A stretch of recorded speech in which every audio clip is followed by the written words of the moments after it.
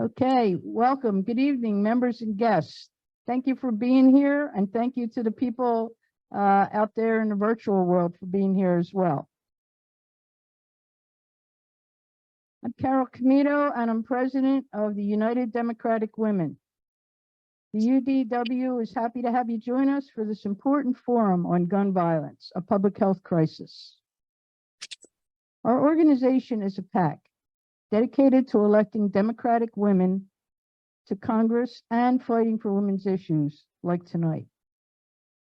We appreciate your donations that will help the panel organizations speaking tonight to continue their mission against gun violence. Please see the flyers on the table, which actually they're not. Apologize, they're on the way in. We'll get you flyers, we'll bring them in. And you can make donations to our PAC, and you can join our organization if you're not already a member. I'd like to take a minute to introduce our board. We have some people that are on Zoom. Wendy Carson-Smith is our vice president. I'm not sure if she's with us yet. Kathy Hosian, she's our treasurer, if she can wave.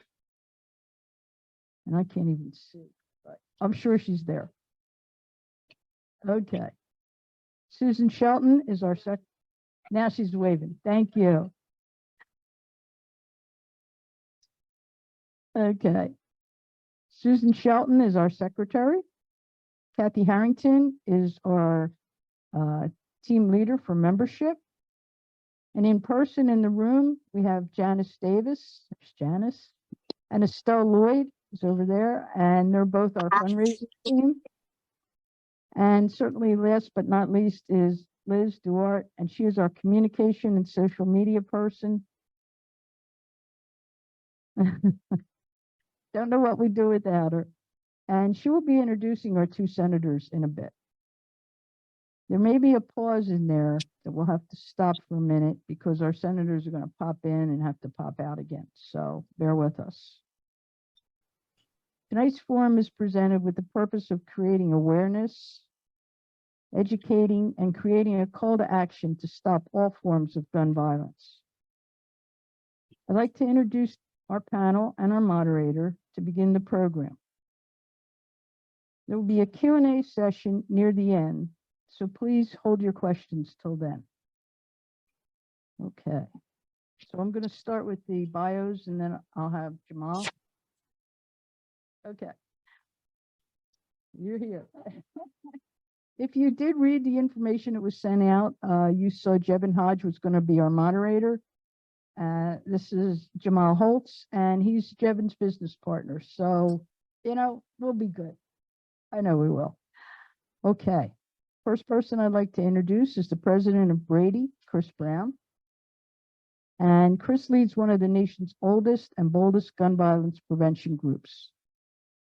She's led Brady in helping pass hundreds of state, local, and federal policy solutions, and has shaped the national conversation on gun violence as a public health epidemic.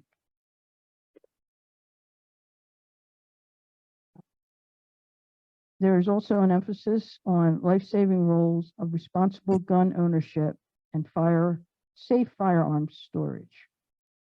Kris was named one of the Washingtonian magazine's top 500 most influential people in Washington, D.C., and the Hill's top lobbyists of 2022.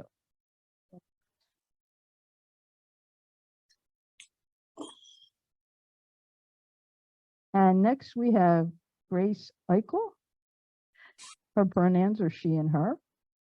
She's a passionate student organizer and activist at George Washington University. I think a lot of people went to George Washington University.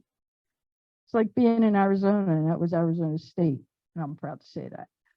Grace has been at the heart of the gun violence prevention fight for the last 5 years, from organizing walkouts at her high school to class trips to the Missouri State Capitol. She's worked on numerous campaigns, electing gun safety candidates from local school board races to multiple presidential elections. Notably, Grace played a key role in leading the largest youth vote increase in any battleground state while working on the Biden-Harris campaign in Michigan.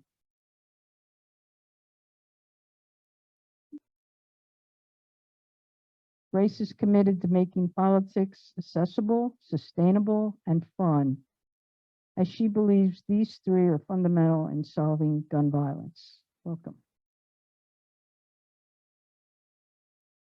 Rachel Kottler is a Moms Demand Action volunteer leader who first joined Moms Demand Action in 2019, shortly after her husband was assaulted while they were out in DC. Rachel's passion for gun reform began back when she was teaching at the time of the Sandy Hook shooting. Like many of you, she got involved in this work because she believes in the power of organizing and that together we can end the epidemic of gun violence. When Rachel isn't volunteering with Moms Demand, you can find her running her family's creative agency, Sage Communications. Welcome, Rachel. And I'd like to introduce our moderator. Jamal Holtz, sitting right here behind me, is a native Washingtonian. Jamal is a business executive and serves as special assistant to the president on equity, belonging, and public affairs at Link Strategic Partners, a social impact and community engagement firm. Jamal has extensive local government, public affairs, and community relations experience, drawn from roles at numerous statewide agencies and the District of Columbia agencies. In his civic work, Jamal was elected this past January as president of DC Young Democrats. Congratulations. Representing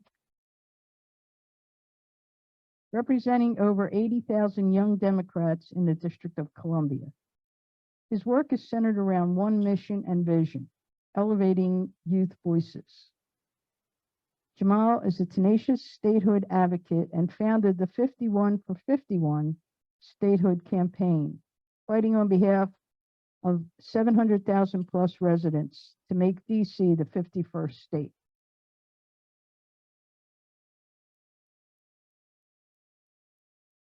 "51 for 51 is a Black youth-led statehood campaign focused on making DC the 51st state with 51 votes in the Senate.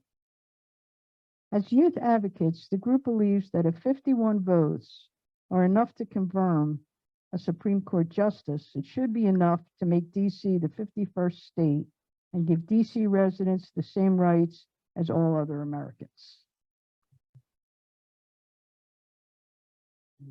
Thank you. Please welcome Jamal. Should have made that shorter. I'm sorry. That's what happens when you get asked last minute to be a moderator. You're never well prepared, but this isn't about me. This is about the amazing panelists right here, but really about the topic around gun violence. I do have the honor of serving as the moderator today, but I cannot fill the shoes of Jevin Hodge. Many of you all expected Jevin to be here today, but he's an amazing brother of mine and just really a great advocate. And I am honored to be hosted back here by Carol and the colleagues here. I was here about 2 months ago when we were celebrating newly elected women to Congress. So I'm truly excited to be back in the amazing house where we get to uplift and celebrate women. I want to give that a round of applause. Just highlighting that women have always been at the forefront of every social justice issue and the backbone of our country and our nation. So I want to highlight that in this moment, and glad to be with the panel of people who are women leading the fight for gun violence. So as you heard, their amazing backgrounds. I truly want to open up, really focused on some of the work that you all do and why you do this work. I think often some of us do this work because we have a personal connection to it. We've been victims of it. We've seen it before. We grew up in these environments, but we'd love to start with you to sort of share, what's your why? Why did you jump into this work? What was your motivating factor to do this work around gun violence prevention? Thank you so much. Can everyone hear me?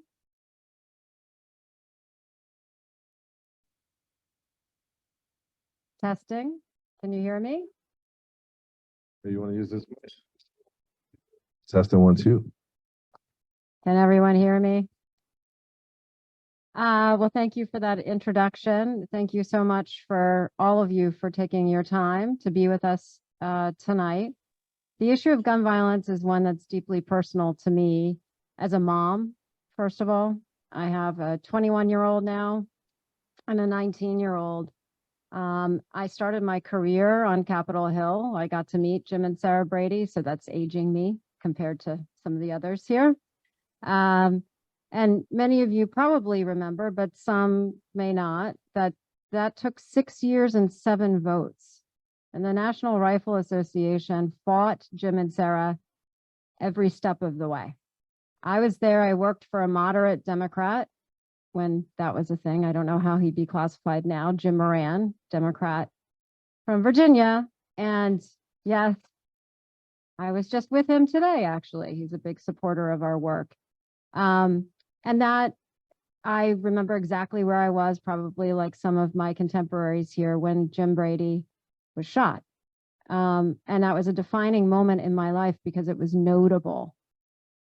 And now 45,000 people on average are killed in America with gun violence. It's the #1 killer of our children, surpassing automobile fatalities for the first time in history. And I'm sorry to say the trends are not looking good. My why is that I lived outside of the country for many years in Switzerland. And I was a general counsel of a multinational company. I'm a lawyer after I worked on Capitol Hill. I became a lawyer, a corporate lawyer. So I was sort of in the private sector for 18 years. When I lived in Switzerland, there was something that happened to me in my psychology as a mom, as a human being, which I think is quite notable. And I put it as a happiness factor, for lack of a better word, because I never worried that I would be shot, ever, or that my children would. And that's what we as Americans have to worry about every single day. And as a basic issue, when I'm asked why gun violence, there are many things that are right now for all of you in the room. I also grew up, by the way, and my mother ran for office 3 times. I grew up on campaign trails. So I am a dyed-in-the-wool Democrat. So thank you for what you're doing. For me, this issue is tied to every other issue we as Americans should care about. We cannot claim to live, well, I don't think we live in the greatest country on earth. And there are a lot of reasons why I think that, but that's a separate. I do think that we have the ability to provide the kind of life and the kind of true freedom for every American, regardless of race, creed, national origin, or color of your skin. That is the America that I want to be a part of. That's the America that I think we deserve. And with gun violence, the #1 killer of our children, we cannot possibly claim to be providing that kind of America. So that's why I do what I do every day. Thank you. Hello, everyone. I'm Grace. First, just have to say thank you so much for having me. And also, after hearing both of your bios, I'm just like, it's such an honor to be on this panel with you both. But I started out with my gun violence prevention organizing back in high school. And a part of me felt, if gun violence is everywhere, it was a part of my like angsty like high school self that was like realizing, okay, this is happening. Why is it happening? And then I look for answers and I see elected officials not doing their job. And so my initial response was organizing my friends. We have to hold them accountable. They're not doing their job. This is just simply wrong. So that's really how I just started. I saw gun violence happening everywhere. Police brutality in St. Louis City. I'm thinking about school shootings. This is just such a normal part of our lives, and it's nonsense. It's not rocket science to solve gun violence. It is just we have the answers, and it's just about holding our elected officials accountable. And it's also about educating young people, because a lot of people have apathy because they care about politics, or they care about the issues, but then the elected officials aren't doing anything about it. So it's just this endless cycle of hope being lost. So I started for that reason, a little bit angsty in me, but then now I just feel like there's no way that I can stop. And I'm so deeply invested and in it. And my job right now actually is really a focus on making politics sustainable, fun, and accessible. Those are my 3 goals. And I really believe it's fundamental when we tackle an issue like gun violence, because gun violence is systemic, and to solve gun violence is going to take time.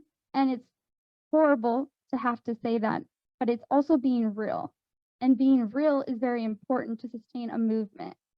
And so I talk about this all the time. I'm going to mention this again, but making politics fun, especially for young people, explaining to people in the most basic layman terms of how our government works and what's happening is so important. The inclusivity part, and it's important to be real for the sustainability part. Thank you.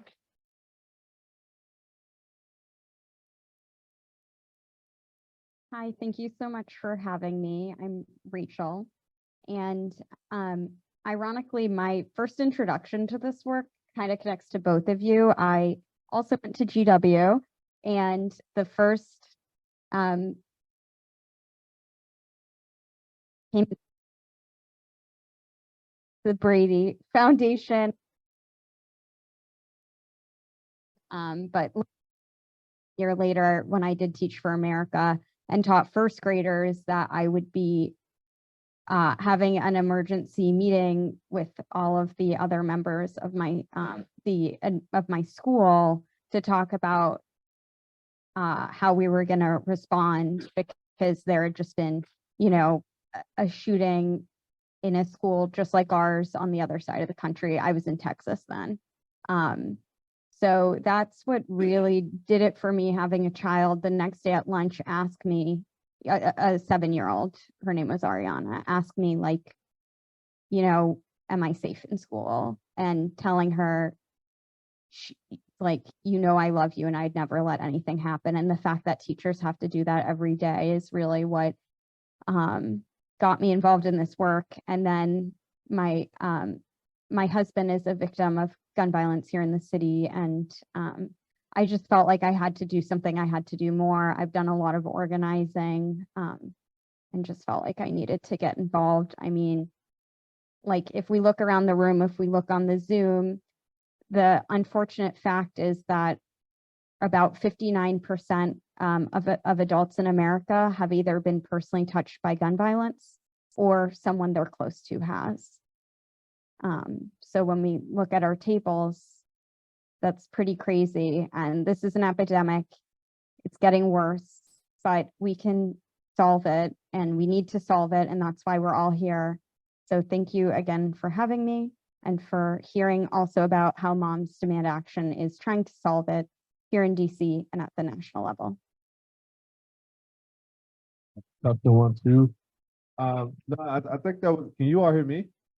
Oh, great. I think you raised a great point, Rachel, about how sort of at least half the people in this room have either been directly impacted or know someone closely who has been impacted. But we also have seen that it has taken decades to pass bills through the halls of Congress around sort of gun violence prevention. And these are some of the most basic reforms that we've been trying to push for generations. And if you ask me, how do we get it done, or sort of what are some of the paths to victory or some of the immediate solutions? I'm going to say with 51 votes, so we eliminate the filibuster, we can finally pass some meaningful legislations in the halls of Congress. But I want to open up to the floor to everyone, sort of to understand what is our path to sort of seeing some immediate solutions around gun violence prevention and sort of enacting some legislation to start saving lives, because people aren't dying less. So what do we need to be doing immediately to solve this problem? That's a loaded question, I know. Well, I'll kick us off, and just want to say I'm so grateful for the other organizations in this space. March for Our Lives is incredible, obviously founded in the wake of the horrific shooting at Marjorie Stoneman Douglas High School. and the organizers of one of the largest, most successful marches. Many of you may have participated in that. I did. And we have a huge number of people who came into the movement as a result of that. And of course, Moms Demand.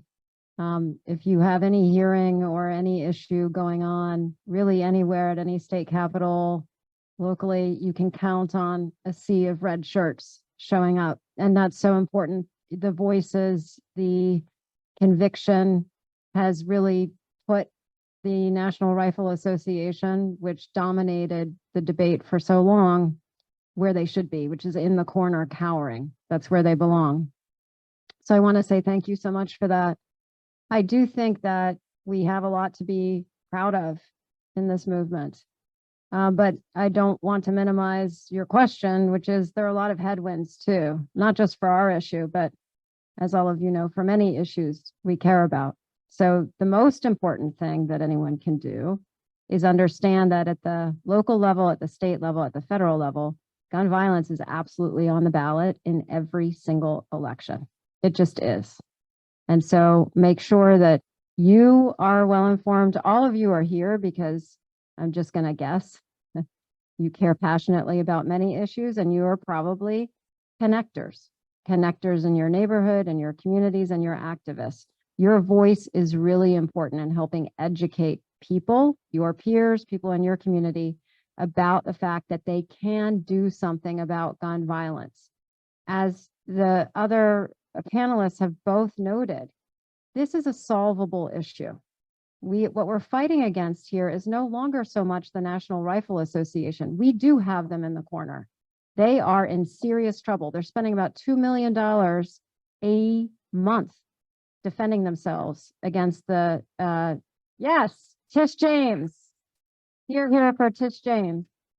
But what we're fighting against more than anything else is apathy. And one of the things that I think is so inspiring about hearing what you have to say is that we are facing a crisis of democracy here with a lot of younger people saying, why does it matter whether I vote or not? Because of things like the filibuster. Wait, I vote, but I still don't see things happening. So what we need you to do is continue to lift up your voice about the fact that every election matters. That's the first thing. Spread the good news. We did get the Bipartisan Safer Communities Act passed. That's a huge deal because millions of dollars are now being made available to states across this country to implement the laws. And I'll just close because you want to hear from the rest of the panelists here, but think about gun violence, as they have said too, as a public health epidemic. And think about it this way. Policy has a place. It always will. For every public health epidemic that has ever been solved, you have to have strong policy. It's not policy alone, though. It's also enforcement of the policy. And structurally, there are a lot of things that have been done to limit the ability to enforce the law. We collectively have helped fix that. We finally got a director, a permanent director, Steve Daddleback, as the head of ATF. I cannot understate how huge that is. We as a movement, together with you, made that happen. The ATF has not had a director in 20 years. 20 years. And the last thing is, we have to change social norms about guns in this country. We have more guns than people. Safe storage of firearms is the #1 way that you prevent a suicide in the home. The #1 way you prevent 8 kids a day from being killed or injured. And an important component of reducing mass shootings. 75% of school shooters get their guns unsecured from a home. So think about this as policy, enforcement, and social norm change. And think about your sphere of influence in all of those categories. Think about what you can do without an election and in an election to solve this, because it's on all of us.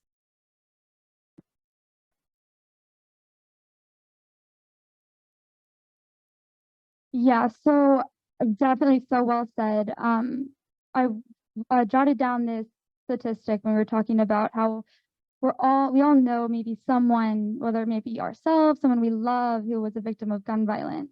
And there's a new statistic that was released this year, and that says something about, I'm gonna get the wording a little wrong, but every person, every American will likely in their lifetime know one person who was a victim of gun violence. So we know that gun violence it's everywhere. So I want to just re-highlight real fast about that apathy. And I want to just see a raise of hand real fast. How many of you guys in this room considers yourself an organizer or an activist? Yeah. So a lot of you. Something that is so important, and I've learned this the hard way, is that we need in this movement, because it's so long, we need people to invest in themselves in order to invest in this movement. We need people to make sure that they're taking care of themselves. They're making sure that they are, Audre Lorde has this amazing quote. She's a lesbian poet, or yeah, what's her lesbian poet? She's like what English major, English teacher, so much. But civil rights activist. Self-care is not self-indulgent; it's self-preservation, and that is an act of political warfare.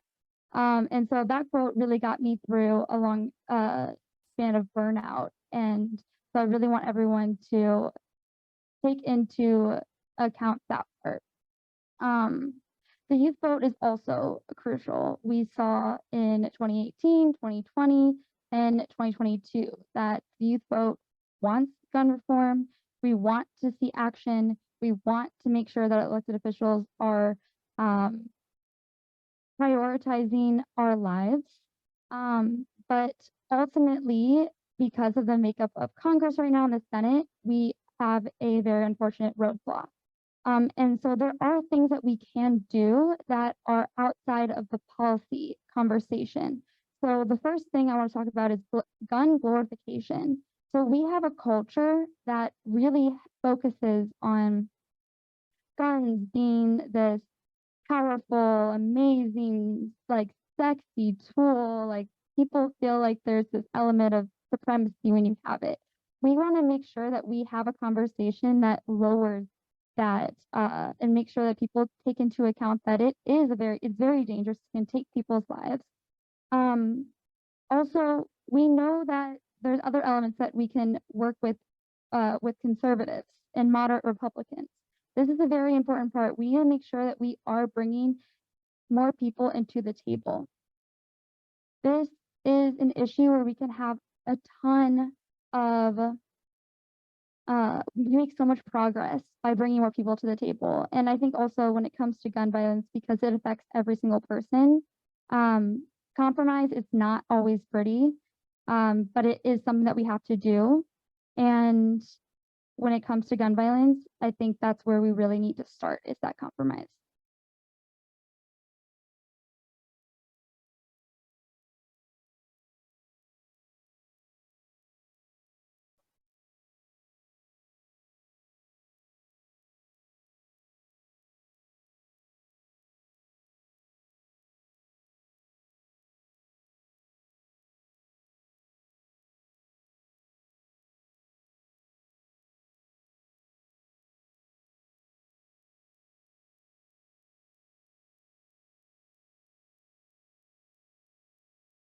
Hi, I'm Liz Duart, and I'm from Connecticut, and I'm proud to say so because my two senators are here from Connecticut. And yes, we are blue, and we are proud, very, very proud. I cannot tell you how fortunate we are to have the two senators that we have in Connecticut. When you talk about fighters, they just put a whole new meaning to the word fighting. And they also take votes, because that's why the time kind of got messed up here a little bit, because they were taking the votes. And Senator Blumenthal, I'm going to ask to speak first. And he is here in Washington. He's with us by video because he is the the bionic man who broke his leg at the Yukon Celebration Parade through no fault of his own. He walks well, that's not a problem, okay? And he got up after the accident that was caused upon him, from what I hear, and he kept walking the parade. Now, how proud are we in Connecticut of this? And of course, Senator Murphy, your line on Twitter was really good too.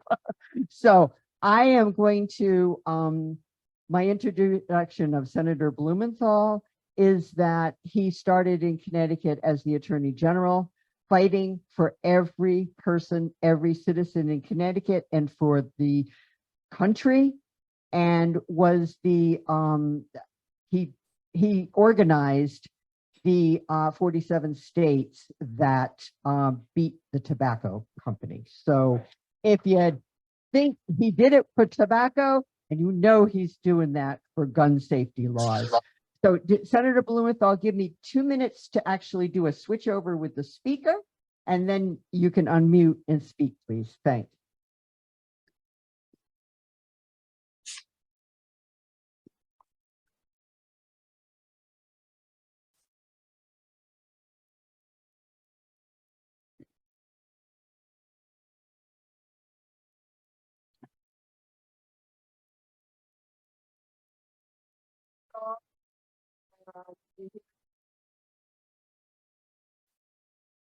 We hear you. I hope you can hear me. Great. Let me first of all say thank you to Liz for that wonderful introduction. I am proud to know Liz, who is from Groton, longtime leader of our Democrats there and around Connecticut, and really a great friend and a champion of gun violence prevention. Yes, I was Attorney General, and I sued the tobacco companies in a sense for many of the same kinds of egregious wrongs that the gun companies are guilty of perpetrating: needless death, senseless denial of the truth, marketing to children. One of the comments made just moments ago about the culture, about the appeal to instincts that maybe are understandable, but in no way should be interpreted as an excuse for violence. But I think as long as I've been battling the gun companies, and I sued some of them back in the early 1990s as Attorney General, we were changed by Sandy Hook. Chris Murphy and I saw him enter just a couple of minutes ago, were together as we went to the wakes and the funerals. And I think we both dedicated ourselves at that point to really raising the ante in this fight. And I want to give Chris a ton of credit for the Bipartisan Safer Communities Act that was passed last summer. We worked together on it. We've had a partnership on this issue. And I am proud to continue this fight side by side with him. And I mentioned the Safer Communities Act, coming right to the point that I want to emphasize here, because it shows we can win against the gun lobby. We won against the NRA that tried to defeat that bill. Success is not impossible. The grip of the gun lobby has been broken. The grip on Congress. The majority of the American people want, for example, safe storage. In Connecticut, we have an Ethan's Law named after a young man, Ethan Song, who was killed in a neighbor's home by an unsecured gun. The gun companies used to be in favor of safe storage. We can achieve other measures, bettering the background checks, improving the red flag statutes that exist around the country, and other measures that are common sense. The majority of Americans not only want it, but they're willing to work for it. And I think all of you are on this side. Particularly, I want to thank the members of this movement, moms who are demanding action. Students demand action. All of the grassroots groups, Giffords, Brady, coming together, and of course, most importantly, the organization that has sponsored this measure, United Democratic Women. Liz is communications chair, but United Democratic Women says it all. We need to be united. We need to be in favor of Democrats, and women are going to lead us. So I think we are going from strength to strength. We've shown in elections that Democrats can be elected when they take pro-gun violence prevention stands, when they stand up and speak out. And the Republicans, I think, also saw that the world doesn't end when they support common sense measures. That's the lesson of the Safer Communities Act. I'm determined that we continue working. I'd like to see a vote on a ban on assault weapons. I'd like to see that we put all of us on record. Where do we stand? All of our colleagues. I know that timing is an issue with Leader Schumer, but I'd like to see a vote to hold accountable colleagues who will not take a stand. In the meantime, I think bipartisanship is still possible. You are enabling us to make it happen. You are the wind beneath our wings, and I just want to say how grateful I am to every single one of you for championing this cause and creating the movement, a real movement that we have put together here, because you are the leaders and you will make it happen. Thank you so much. I apologize that I'm not with you in person. I'm a little less mobile than I usually am. I have 3 pins in my leg as a result of surgery the other day. I'm back at work as I was last week in Washington. By the way, finishing that parade, my surgeon told me was the dumbest thing he's ever heard. And he asked me, I thought US senators were supposed to be smart. Well, that's a different topic. But I am really grateful to be with you remotely. Thank you for making it possible. And I'll yield to my great friend and colleague, Chris Murphy.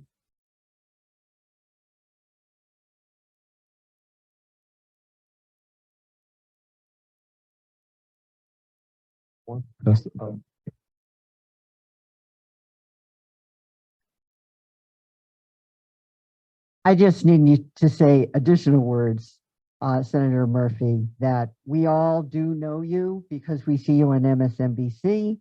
All right. But people don't know you in Connecticut. And as I said before, both you and Senator Blumenthal fight every single day for people in Connecticut and the whole state.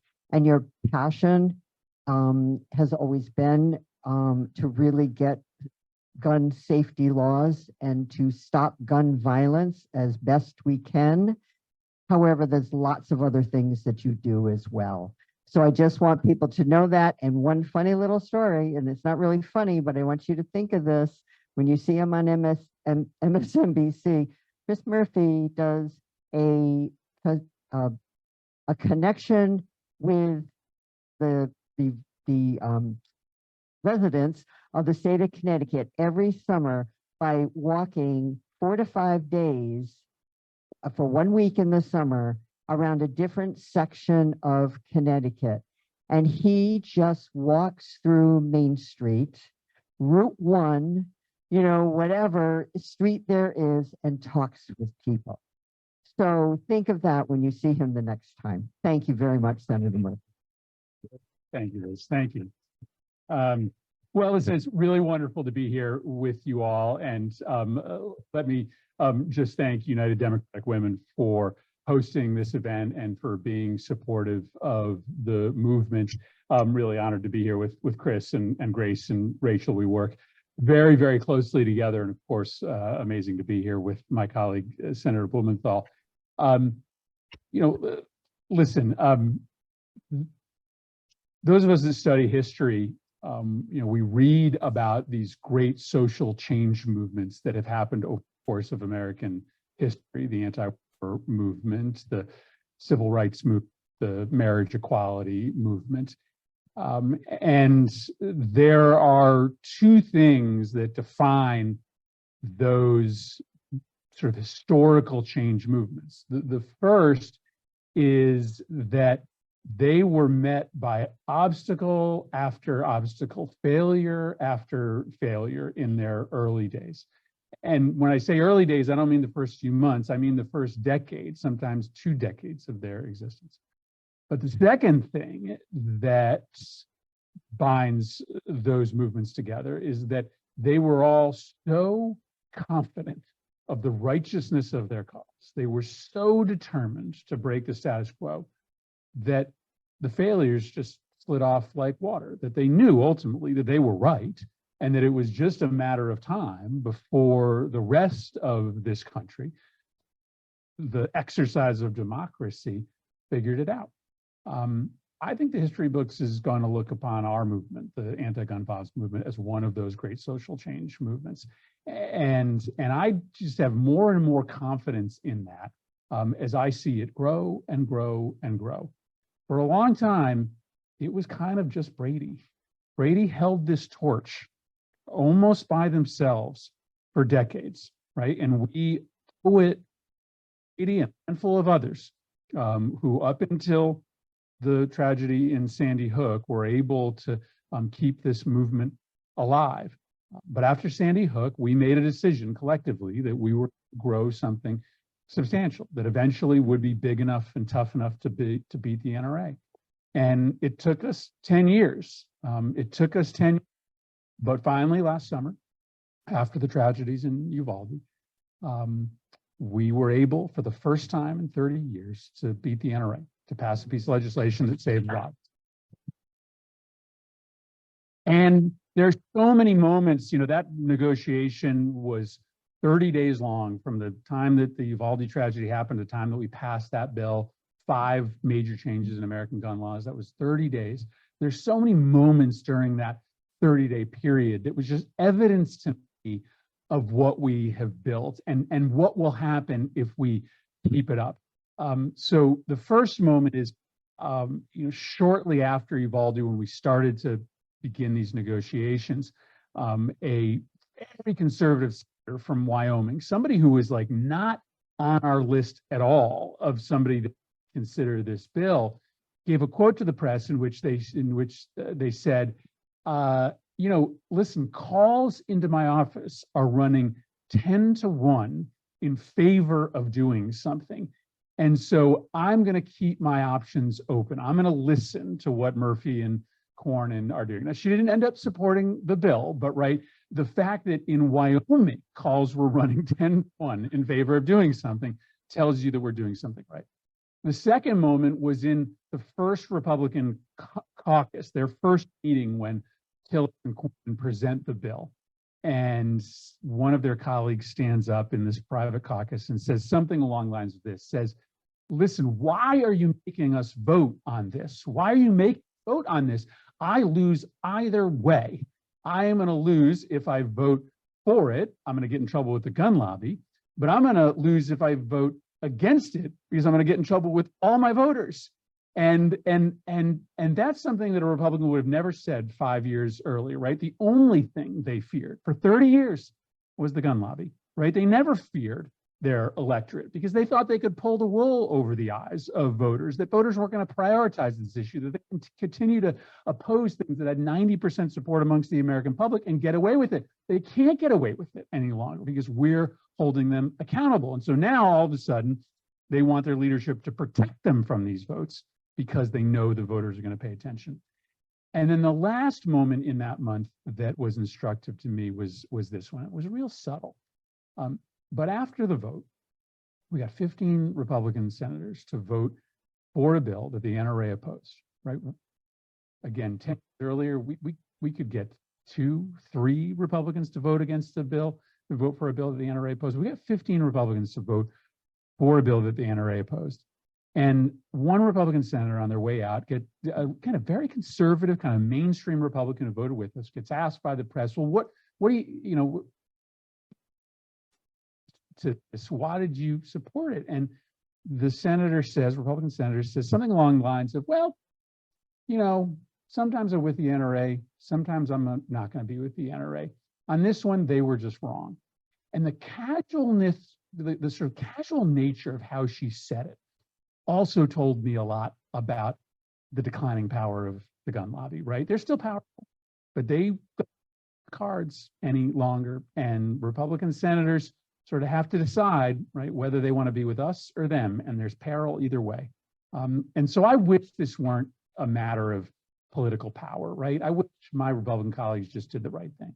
But you know what? This is politics. This is how it's been for a long time. You got to build a political movement. Sometimes that takes a decade or longer. But in the end, if you believe in the righteousness of your cause, and you don't take no for an answer, and you refuse to be pushed to the side by these failures, nothing is impossible. And so I think that we are entering a 10-year period of time in which we win. We win regularly. And I see evidence of that all over the place. I just office with a young man by the name of Justin Jones. So, you know, Justin Jones and I've gotten to know each other over the last 30 days. What a hero. This is one of the young men who got kicked out of the Tennessee Assembly because he stood up on behalf of families and parents who were demanding change. You know, the TV cameras kind of stopped paying attention after the initial crisis, and Jones was kicked out and then brought back in. But the activists, organized by people right here, didn't go away. So day after day, thousands of parents and kids kept on showing up in Nashville. So much so, the volume became so high that the Republican governor, Bill Lee, who had never been constructive on the issue of guns, announced they were going to convene a special session to deal with the issue of guns. And he put on the table red flag laws and we don't know. So Justin and I were sitting together today to talk about how we can try to work together and make sure that a good red flag law passes in Tennessee. But it is just yet another sign of how even in the South, even in a place like Tennessee, even a governor like Bill Lee, who we never would have contemplated he was with us, people, right, can change things, right? That's what happened in Tennessee, right? People turned out and overnight, in 30 days, changed the political reality on the issue of gun violence in Tennessee. And so that is our power, and we see the evidence of it day after week after week. But we only win if that build and Midwest movement are resourced. So, you know, your decision to continue to help them with resources, so important. I'm going to leave you with this because I just want to leave you with how unavoidable and how personal this this epidemic is. So I wrote a book on gun violence years ago, sort of wrote a book on sort of the broad epidemic of American gun violence. And I opened the book with a story of a 20-year-old kid who was shot right down the street from where I live in Hartford about a month before Sandy Hook happened. And the point of me telling the story was, you know, this stuff was happening every day in the fall and winter of 2012. And I'm embarrassed to say that I didn't care enough about it until Sandy Hook happened. And I've been trying to make up for lost time. But this young man was killed just over an argument over some things that were said about his girlfriend. And he objected to some things that a young man was saying. An argument broke out. The young man went to his car, got a gun, and shot this young man just over a silly argument over some insults. His parents both decided to dig down and help lead the anti-gun violence movement in Hartford. And his mom became one of these responders to crises. You know, she'd go to the hospital to respond when a shooting happened. And so she's done that over the last 10 years, and she's helped raise Shane's daughter and their granddaughter. And on Thursday night, she got a call to go to the emergency room. And you probably know where this story is going to head, to respond to a shooting. 4 people shot, including a 2-year-old girl. And on her way to the hospital, she got a second call from her supervisor. It said, pull over. I want to tell you who you're going. Yeah, she was going to, it was her granddaughter, Shane's daughter. 10 years later, after Shane was killed, her only son, her granddaughter was shot and killed in a drive-by shooting. I wish that was the exception, right, to the rule, but it's not. In places like the north end of Hartford, it's not uncommon to have families that have lost multiple kids, family members to gun violence. And so, you know what, like, I've spent the whole weekend with Sam and Janet and working through this.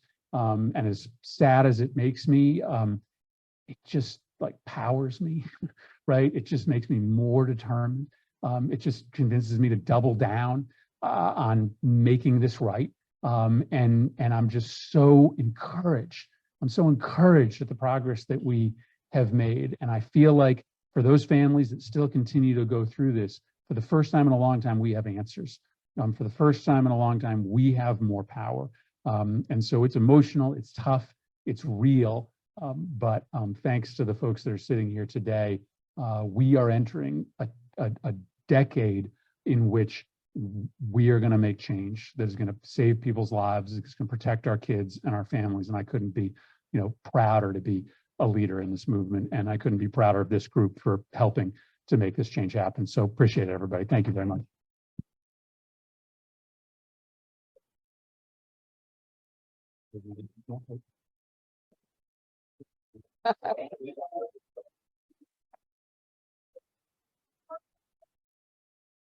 Oh, actually, we have to get him reelected. We have to get Senator Murphy reelected. He is running in 2024. I will send you the link to krismurphy.com. Well, just can I say one last No, thing? it has to be individual. Okay, right. No, let me just say one last thing, which is this. Sorry. Obviously, President Biden launched his campaign today. We all. I just want to tell you, when we did that bill last year, President Biden was involved every single day of those negotiations, and his team was involved, but he was personally involved. He gave that primetime speech about a week after you all challenging the nation to step up. A lot of his advisors told him, you know what, don't use your political capital on this issue. They're never going to pass a gun violence measure. And he made a decision. You only get so many primetime speeches in the presidency. He made a decision that he was going to give that speech on guns. And so when that bill passed, I knew we owed that victory on behalf of kids to President Biden. So just remember that when you listen to his naysayers, that wouldn't happen. So, all right, you guys. Amazing. Thank you, Senator Murphy and Senator Blumenthal. As you heard, a lot of that was sort of how do we build people in this movement, as so important and critical is to put a face to this movement, to put a story behind this movement, is that we can't no longer allow politics to take over people, right? We have to put people over politics. And how do we build movements? We build movements with financial resources, of course, donate to organizations like up here, but it's also with people. So to turn us back to sort of the action around this, one of the things that the senator highlighted was sort of, we have to sort of turn our pain into power in a way that ultimately keeps this movement moving forward. So Rachel, I know you're going to jump in on some of the, I'm losing my voice, I'm sad. On some of the immediate things, what are some of the immediate things that we can get people to do in this movement to help move it forward? Yeah, I think all of us here have power, right? We all have a voice here. So what makes moms a little bit different, you don't need to be a mom to be part of Moms Demand. I'm actually not a mom, just throwing that out there. But we have chapters in all 50 states plus here in DC, which I'm a part of. And a lot of what we do is local and trying to create local change. So right now, Congress is voting on a budget for next year. The mayor made cuts to gun violence interruption and gun violence intervention, as well as victim services, because it's a tough budget year. So she made a lot of cuts everywhere. But even right now, if you live in DC, if you live in Connecticut, wherever you live, just by contacting your state representatives or your council here in DC, demanding that they fund things like gun violence interruption, policies that we know are proven, that we know work, hospital-based violence interruption, which Senator Murphy was mentioning with his story. That's what that's called. That is a proven tactic. that can really help prevent more violence. So it's not, so we need to be organizing and making our voices heard in Congress, which clearly helped a lot to get this monumental legislation passed, but also we can't forget about the state level too, and or in the community level, like in DC, we're not a state, because that's where it matters too. This year, I think right now something like 29 states have laws enacted that allow permitless carry, which means that you can in Tennessee, a law had passed for that actually, which hopefully will be overturned. But I mean, we cannot, state elections matter too. And the states are where a lot of the far right movement is getting its power. And we need to stop that. We all have a voice. We can vote. We can elect more great attorney generals. We can elect more state representatives to fight in the states, to continue to pass things like red flag laws, ensure people have to have a permit to carry a gun, and all these things that we believe in. The other thing I wanted to talk about is, because I'm a communications professional, is language and word choice. For years, the NRA has been controlling the message. It's time we take it back. We're not about gun control. I hate it. I see even the Washington Post, they're using the term gun control. That's not what we stand for. We're not trying to steal all your guns. We believe in stopping violence. We believe in safety. We believe that our children deserve a better tomorrow, that they deserve to go to school and not be afraid. They deserve to be in their communities and not be afraid and bring that trauma with them. So we need to make sure that we're taking back the narrative. We're talking about violence prevention, saving lives, and how together, this is really common sense. Also saying things like 89% of gun owners believe in background checks. The majority of Americans believe in red flag laws. Like, this is not a black and white issue anymore. And let's use our voices. Let's take back the narrative and let's continue to make change. Well, it was a lot of discussion around sort of how gun violence goes beyond just impacting people's daily lives. Well, how it goes beyond just a gun and the violence, right? Sort of how I want to unpack sort of how gun violence impact people's day-to-day lives beyond just what we see on the news, right? For example, a young kid whose best friend may be impacted by gun violence shows up to school next day and impacts their education, how kids are being educated day to day, how kids go outside, whether they choose or not choose to go outside and play, right? So can you all highlight sort of some of the things or talk about some of the ways that gun violence also is an intersectional issue and it impacts other ways of life as well? Yeah, it's a great question. It impacts every aspect of American life. And obviously, the fact that it's the #1 killer of our kids demonstrates that, surpassing automobile fatalities. And if we think about gun violence as a public health epidemic, which we must, given the fatalities, we have to understand that of the roughly 45,000 people who are being killed every year by guns, we have over 150, 180,000, it varies year by year, who are shot and survive. And the impact is not just on those individuals, although obviously it's horrific enough to think about those who are grieving lost children, lost relatives. It's horrific. But it's also on the households, it's on the neighborhoods, it's on the communities, it's on our very social fabric. And one of the great injustices among many, I call it the parade of horribles, that the National Rifle Association rendered was defunding gun violence prevention research for about 2 decades. The CDC was precluded from researching and publishing results of research on solutions to gun violence. Now, why am I noting that in answer to your question? Not because the solutions are unclear to us from a policy perspective. They're very clear, as all of us have stated, and Senator Murphy said so well. It's the trauma, because we don't have enough research to really show the impact of gun violence, not just the immediate effects, but what we call secondary trauma. But from the limited research that has been done, now all of us together have gotten finally CDC funding, 4th year in a row. We've overturned the Dickey Amendment. It's huge. It's a big deal. There is a research study from Tulane that examines the impact of trauma in utero.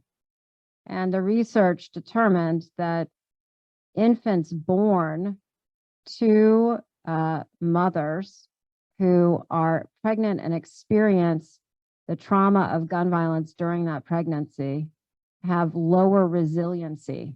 So they're actually more susceptible and less resilient to pressure, to other sorts of trauma. So even before they're born, they're being impacted by this. Now imagine if you're living in a neighborhood where gun violence is so pervasive that it is a frightening thing to think about walking down the street, where it's easier to get a gun that is sold illegally than a fresh bag of lettuce or a library book. That's the America that we know way too many children experience in DC and a lot of cities across this country. And what we have to do is understand the solutions to that. Part of it is understanding our focus in this country, very much when we think about homicide in particular, has been on trigger pullers. From the 1990 crime bill forward, it's 3 strikes and you're out. Some people are just born bad. Now that's highly racialized, as it turns out, right? Ultimately, very few resources have been put into solving the supply side of the problem. And what we know is about 5% of gun dealers, and guys, we have more gun dealers than in this country than McDonald's and Starbucks combined. 5% of them are supplying 90% of crime guns. But we're doing almost nothing to address that side of the problem. So when we think about it from a public health standpoint, think about it this way. What if we had an opioid crisis where the only public dollars and enforcement were going toward incarcerating the users? We never focused on the sacklers. We never focused on the suppliers. We never focused on the subscribers. That's what, until recently, we've done with respect to guns. We are fixing that.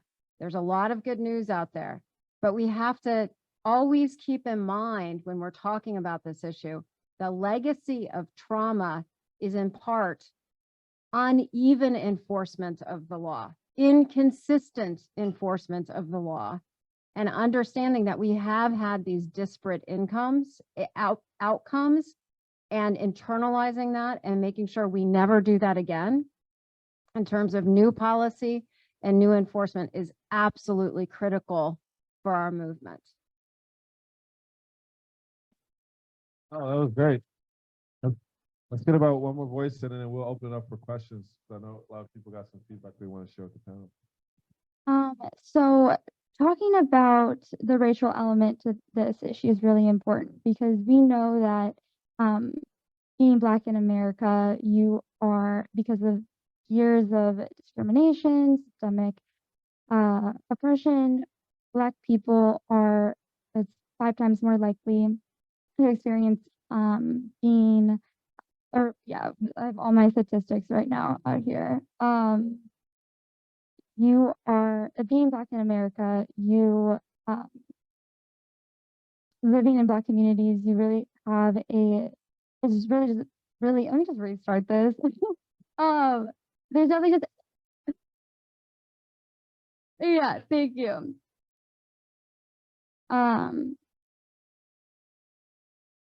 Yeah, so basically just there's obviously a racial issue. There's also something that I really want to talk about that is not talked about enough.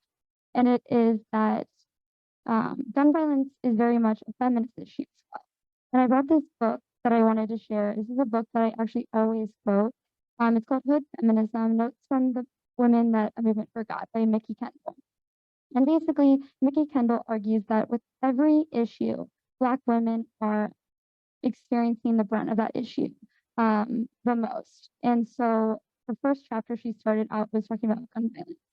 And gun violence, when it comes to domestic abuse, is something that we gloss over. And it's something that we have to make sure that we are putting into every single conversation that we have. Because we know that when guns are in any situation, the likelihood of someone being shot, killed increases substantially. But when it comes to domestic violence situations, 5 times if a domestic abuser has a gun, which they should not have a gun if we had background checks, but with background checks, but with lack of background checks, if a abuser has a gun, they're 5 times more likely to die from a domestic violence situation. And this is compared to white women, Black women are 2 times more likely to die from a domestic violence situation. So this is just really important to talk about when we're talking about how this connects with gun violence. Gun violence is everywhere. But I also wanted to mention the trauma and PTSD side that you brought up. With young people in particular, with social media, we always have our phones out. We are recording. We are, it's awesome part of our day-to-day life. But something that I really wanted to talk about is the PTSD of being in a gun violence, just living in a gun violence culture. Whether or not you were at the place, the time of an active shooting, you still saw the worst sounds, the immediate aftermath of a war zone. You see footage coming out. You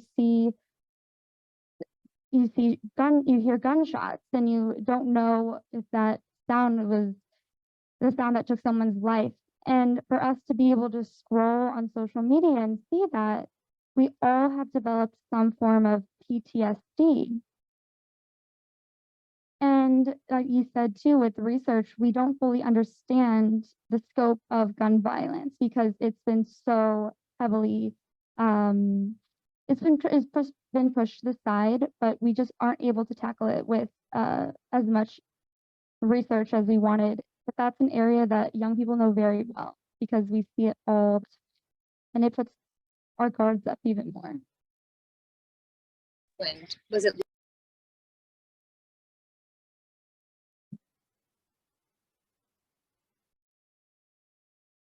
Yeah, I just want to echo what both the other speakers have said about trauma and what Kris was saying about how kids carry that to school. I spent 2 years doing Teach for America and taught first grade.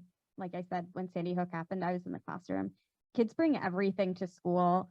So when you have kids, especially kids who are Black and brown, kids in our city here in DC, who are especially living in Ward 7 and 8, what's going on in their community goes to school. When you have kids who have friends who have been shot walking to school, that impacts them. And like the trauma is real, and we really need to fund victim services.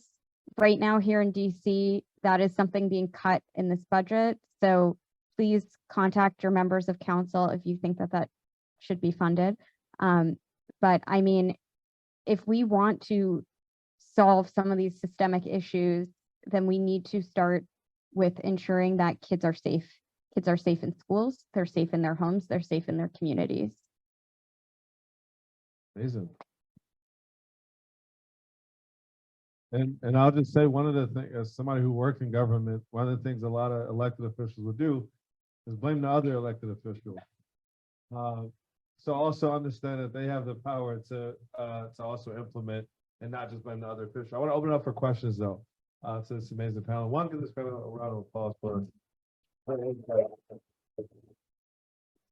Let's start in the back.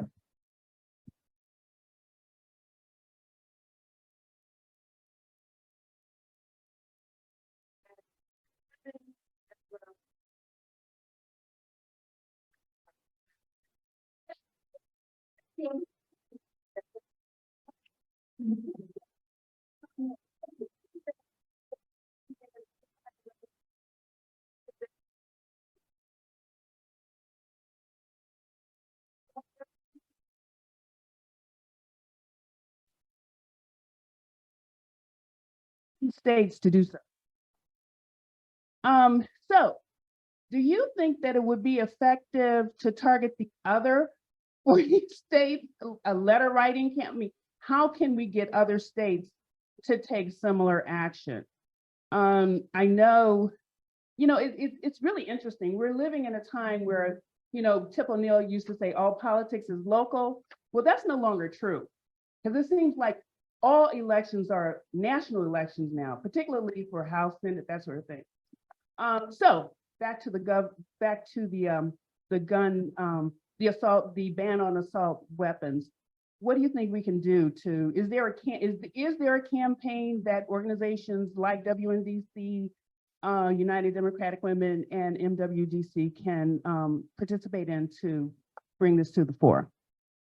Certainly, there are efforts at the federal level to ban assault weapons, and there have been regular bills introduced every year in the House by David Cicilline. Sadly, is retiring, but Lucy McBath, who's a survivor, an amazing member of Congress, is going to be the patron going forward. Similar legislation is introduced in the Senate. There are a lot of headwinds to that. And so I think a lot of what we've been talking about is how important local activism and state activism is. I think it gives people more agency, more understanding. And I think if you look at it from a strategic standpoint, I mean, Brady focuses on Congress, courts, and communities. What the Supreme Court will be doing is now looking at a Fifth Circuit case in which a domestic violence convicted abuser argued that under the most recent Supreme Court decision of Bruin, which I won't go into detail here, but happy to talk about it,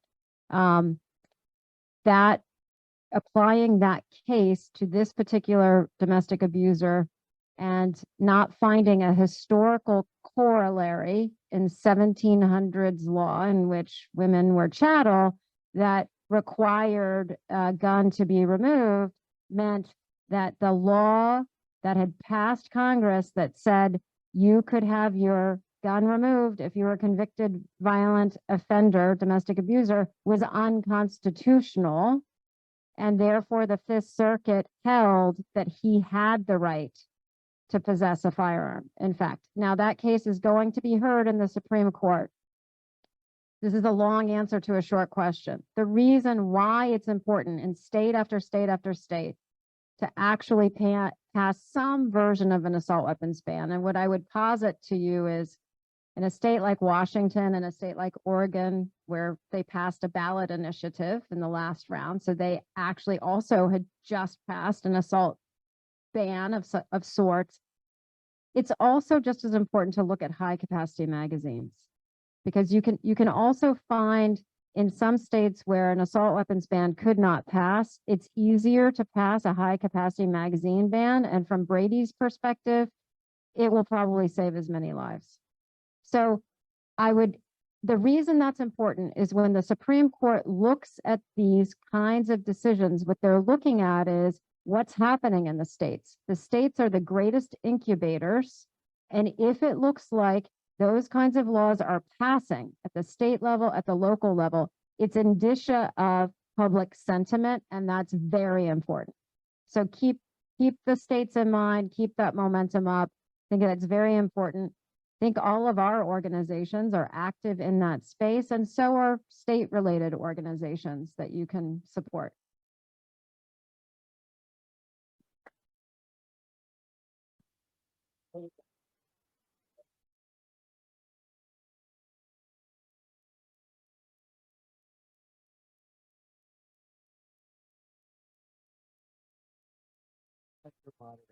Because I would hold on 1 second and I will get the chat up. Great. We have, I think you'll be able to see it a bit. So from Ellen McGovern, she asks, how can we get guns off the streets? We're not talking about all the various pieces of legislation being passed, but just guns. At one time, we had buyback strategies with cash return at the local level. Should we do this again? What else at the local and the state levels? And thank you, Ellen. Thank you for the question, Ellen, too. Me personally, as an individual, a lot of other countries have seen banning assault rifles and weapons in coordination with buybacks work. It was recently done in Australia. So personally, I think that is something, but I think we need both. It can't, I don't think that buybacks alone will work because the data out there is without also the bans, it's less murky. We don't know as much about the effectiveness.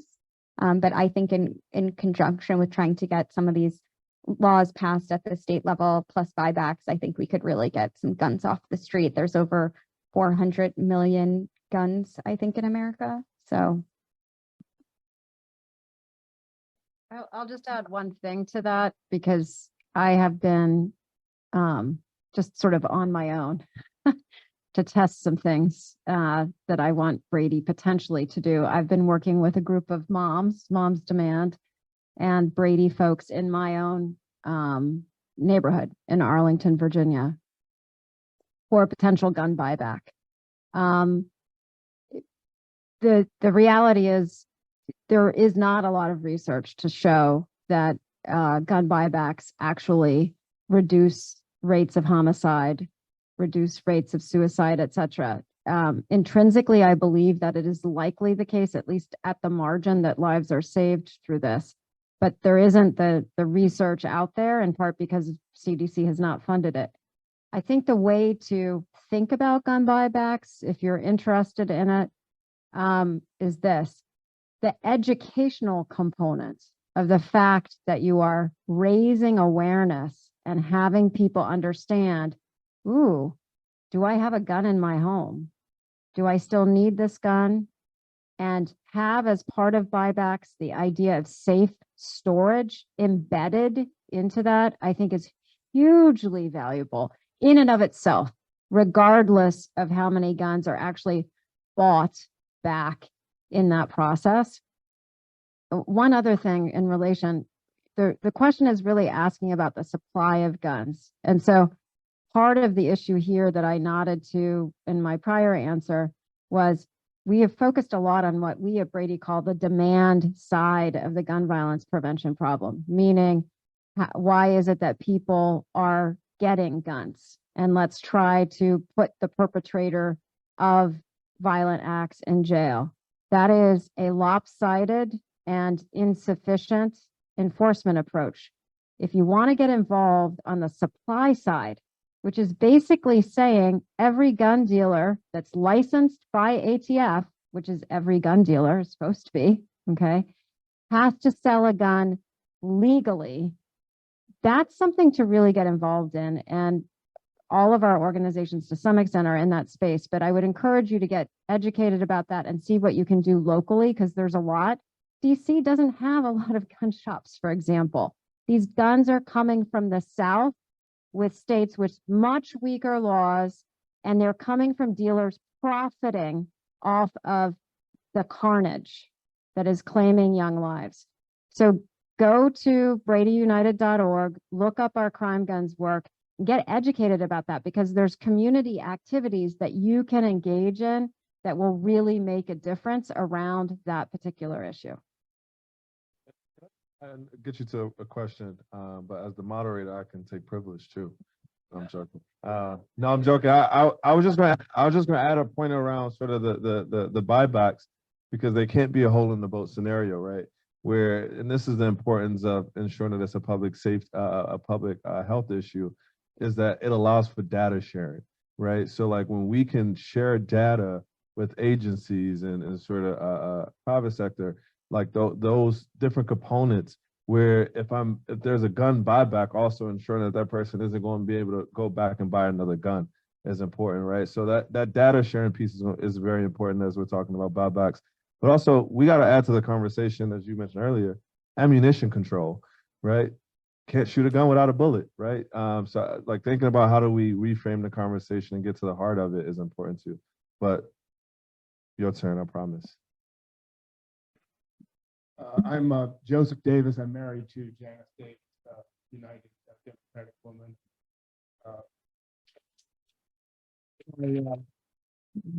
My life partner, but I want to make a suggestion about changing the narrative. When you talked about the profitability of people have no clue that handguns can be bought for a couple $100s. Does anybody have an idea what assault weapons sell for? They sell for $3,000 to $5,000 each. Does anybody know that?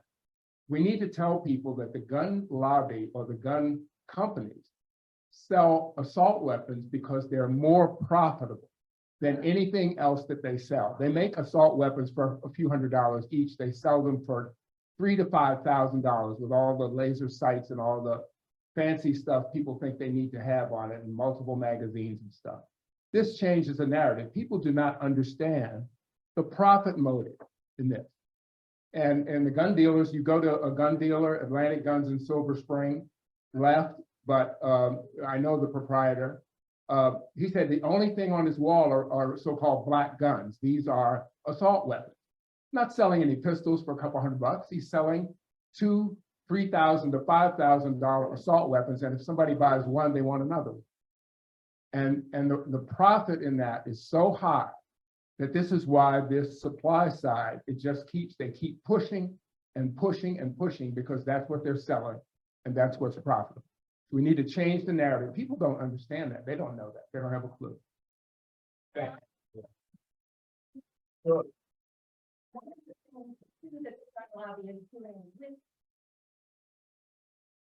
One of the things too, the gun owners the gun manufacturers are doing with these assault weapons is a perfect example is the young man who killed the students in Uvalde. This is not a wealthy young man. No. How did he buy a $3,000 gun? Not only one, he had two of them. All right. It's because the gun manufacturers sell these on credit. And they themselves have set this up and they promote it so that any kid can come in and buy them on credit.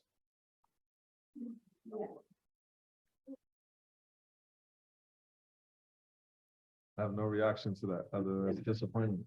No, seriously. Any solutions to that, panel? There are a number of solutions. I mean, the first is that irrespective of credit, that is a decision that the dealers make. So it's inconsistently applied, but certainly if you were someone who intended to carry out a mass shooting, you didn't have a lot of money, you're absolutely right that there is a way to get those weapons and to get them in certain places on credit. That is very true. The one thing that I'll say here that's frustrating, and I'll get into a dystopian universe rant, and we don't have the time for it. We worked very, very hard to have a merchant category code, or MCC, applied to every credit card transaction involving a firearm purchase or ammunition. That took 7 years, and it finally went through because of a huge push by Amalgamated Bank. And they got Visa and MasterCard to vote neutral in the Codec. It's an international organization that sets these standards. The Republican Congress is very focused on this issue and attempting to reverse that MCC. Why is the MCC so important? Because what it requires to have happen is a flag on any larger purchases of firearms and ammunition. If you go and look at the mass shootings that have happened over the last 20 years, what you will see often, not every time, but often, are the shooters in a relatively short period of time amassing an arsenal with hundreds of rounds of ammunition, several high capacity magazines. And to your point, sir, you can buy a magazine to attach to your assault style weapon that holds 100 bullets, and they're not expensive. And why would you need a 100-round magazine? The reason you buy them, you can't use them on any federal or state hunting lands, by the way. It's considered unfair to the animal. The reason you buy them is because you don't want the risk of reloading, because that's when you're most susceptible to being taken down by the police.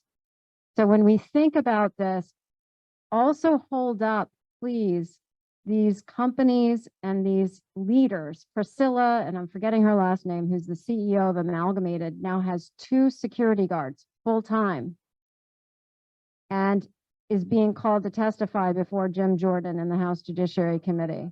So these are the kinds of actors in the private sector who we all, as a movement, as people who care, need to lift up and say enough and hold them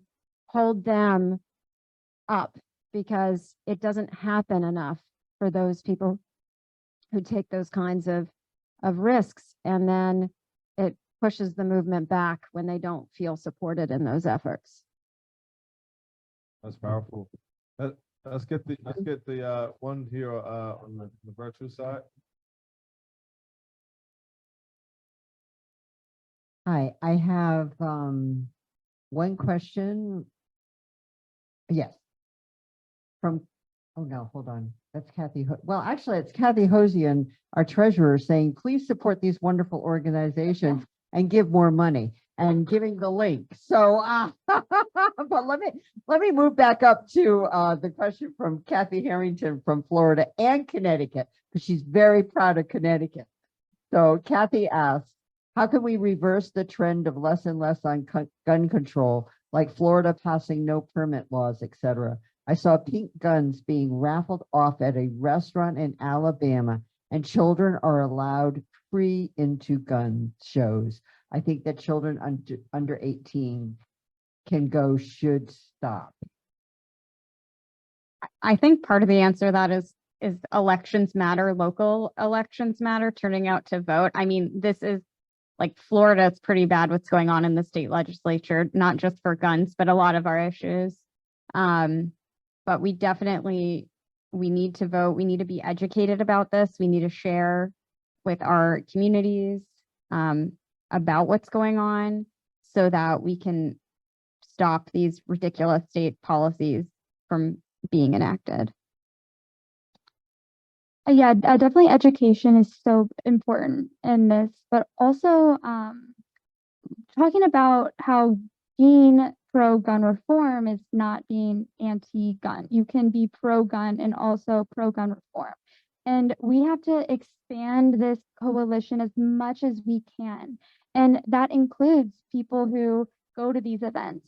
And going to these events, I mean, personally, I don't want to go to these events, but we need to have these conversations with these people, though. We need to be having conversations, letting them know that we don't want to take away your gun. We want to make sure that if you are a responsible gun owner, then you should join us in this fight, because every single time there's more gun violence, it also affects you as well. And you need to make sure that at the end of the day that we can, educate people about it and know that, expand and not be, and just expand as much as we can. So I want to get a few more questions in, but we also are very short on time. So once they ask the question, we can limit to one answer. To choose your favorite person. We'll go here, and then here. My question, I don't think it is. Can you hear me? Oh, okay. Let me step over here. I'd like to go back to the CDC. I've been following that for years, and what's happened and what hasn't happened. I was afraid of. Thank you. Thank you. The question's about the CDC. I've been following it for years, and I'm really glad you were talking about it.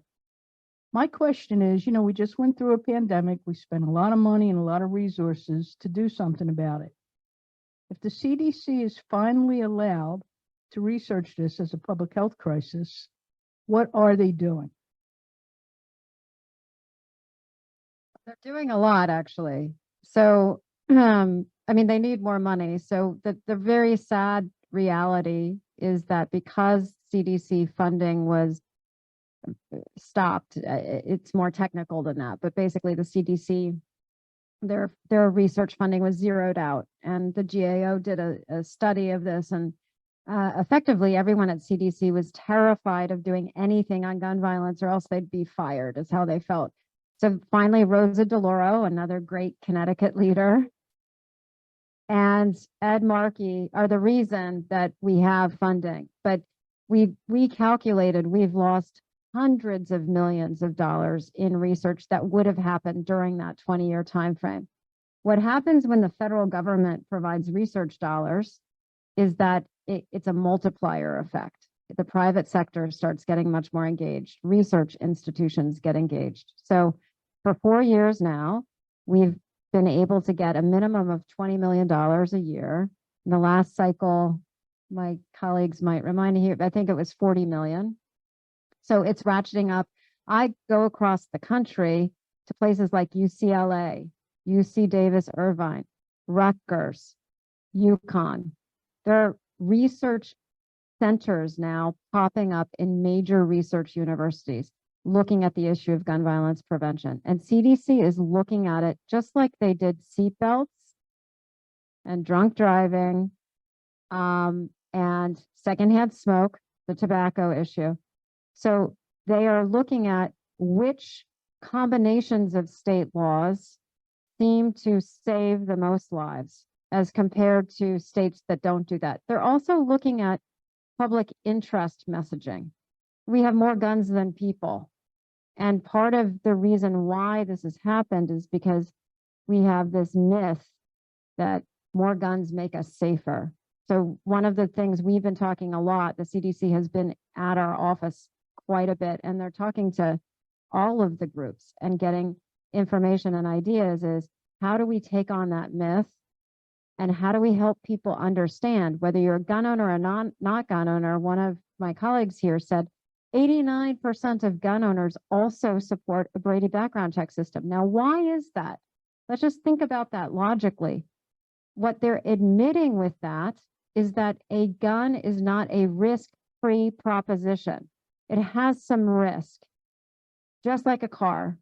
And with gun ownership comes responsibility. So I agree completely with what's been said that we have to lift up the voices of gun owners. And so when we think about research, it's not just the research on trauma. They're looking at that.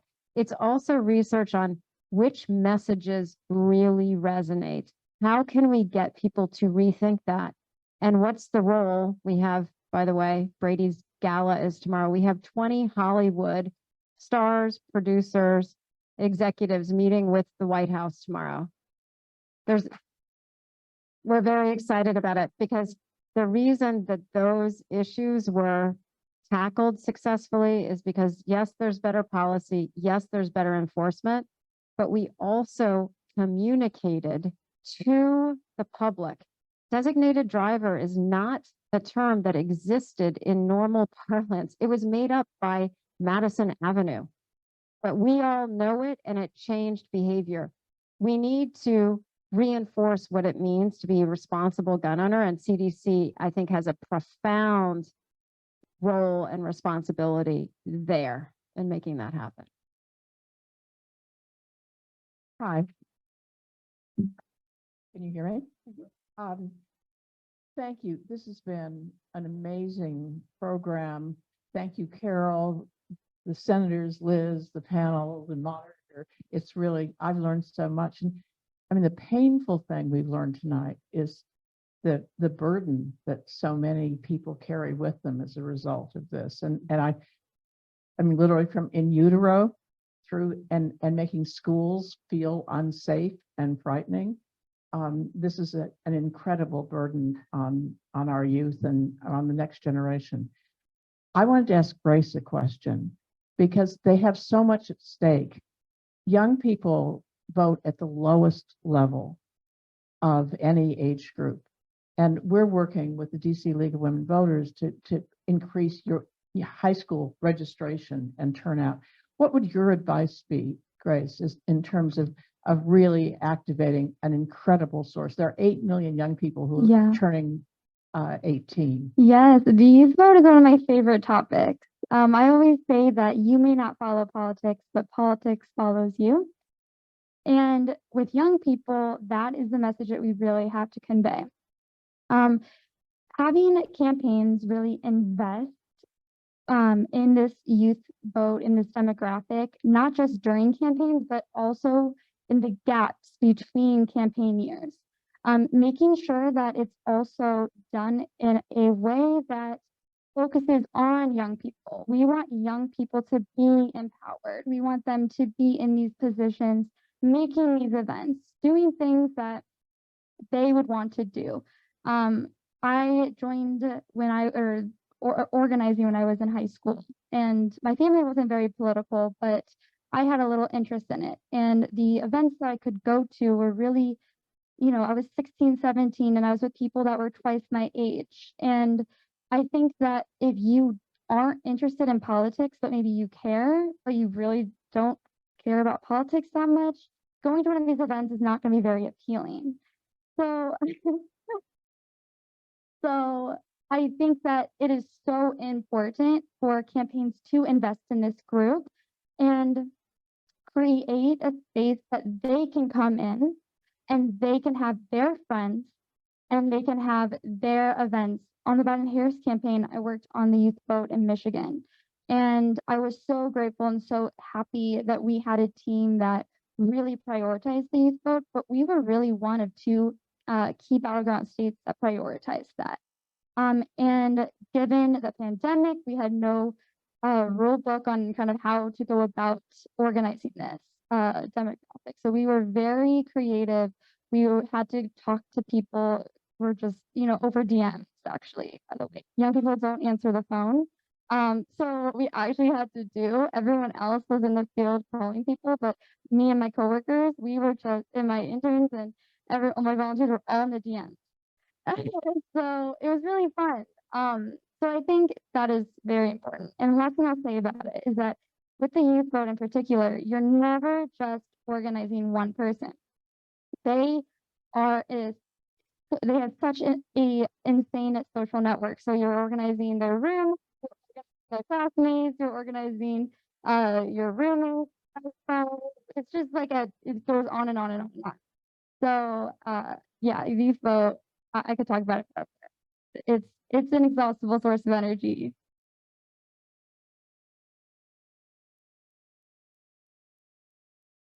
Well, the Women's National Democratic Club had a pediatrician who was a member, and she had a private practice, and she was also Medicaid director once upon a time, and she advocated from the very beginning when children come in for their regular wellness checkup. She would talk to the parents about things like poisons and things, but also, are there guns in the house?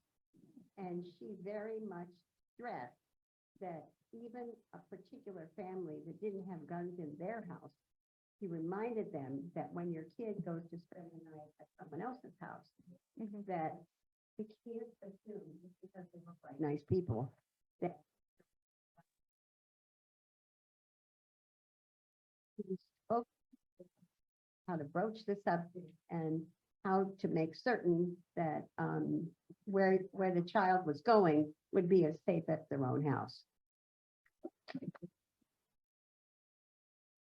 So I know we're at time, and I want us to give this amazing panel a round of applause.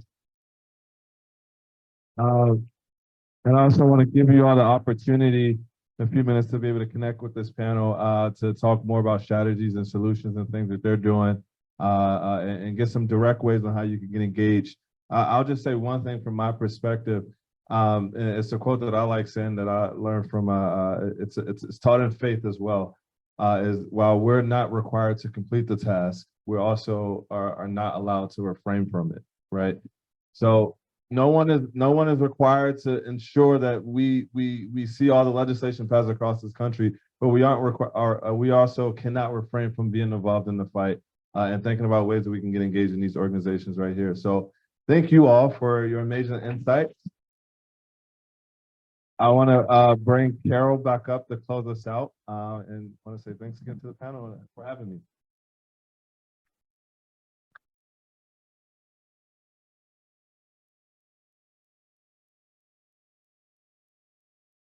Well, thank you everyone for being here tonight. Thanks to our congressmen. They were amazing. Thanks, Liz. Senators, yes. That's right. They are senators. I knew that. Thanks to our panelists. You were all amazing. Thank you for being here. Thanks to our moderator who jumped in at the last minute. And just keep this program in mind when you're out there talking to people and how important and how necessary it is for all of us to be engaged so we have a better and safer country. And we hope we'll see you again. We'll have other programs. WNDC will have other programs. Other organizations are doing the same. And I always like to end with stand up and stand together. Can't go wrong. So thank you. Stay safe.